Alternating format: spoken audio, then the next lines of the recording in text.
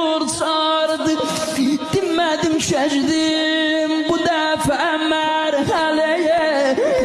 Sən ki sarə bax, mənə bax, amma özüm bu daşların biri də zərgəyənin başına mənim evim yıkılar. İki sarə bax, mənə bax. Dedi sen kənizmim Həbibə mənə verək sədəqə.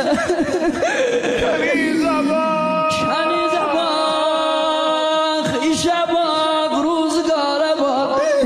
Mənə bax ay qardaş, amma Hacmet Yaşay Rəsuli xanım elə yana yana dedi üzün. Əl çal ey Kufəlilər, vəhşi o divanəşimin. Allah Allah Allah Allah. Əl çal ey Kufəlilər, vəhşi o divanəşimin. Üzün tanıyanlar da bax ey Zeynəbə